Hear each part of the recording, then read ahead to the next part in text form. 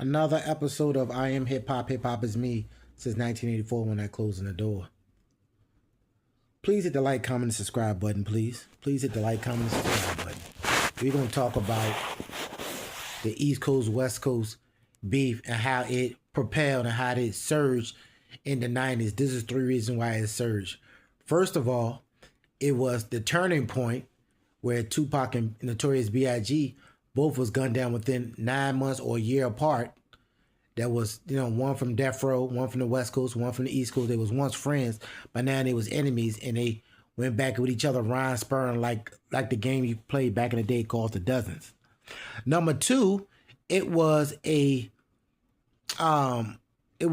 commercial surge, which means more people want to hear what people had to say as far as Snoop Dogg, Notorious B.I.G., Nas, Jay-Z, Dogg Pound, Tupac, Biggie, Mobb Deep. Their music catapulted even more because they had more eyes on them, and hip-hop was went into the mainstream like no other before.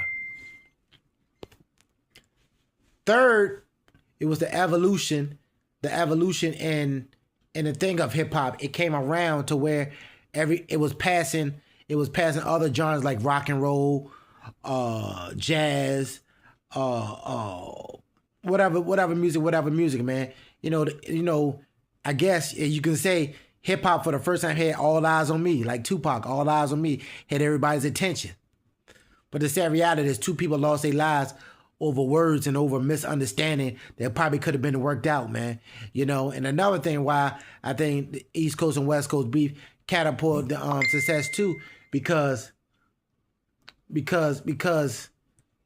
now this was the first time where people was actually living what they were saying, and stuff got really real. Guns was going out.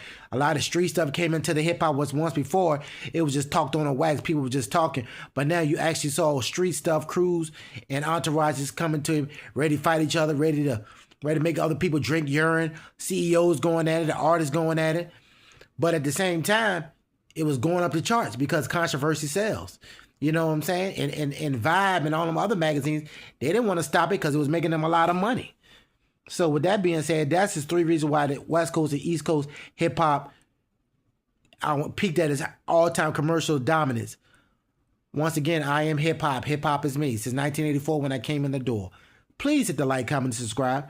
Always remember, winners win because they find solutions. Losers lose because they make excuses. What side of the fence are you on? It's the wheels, and we out. On God.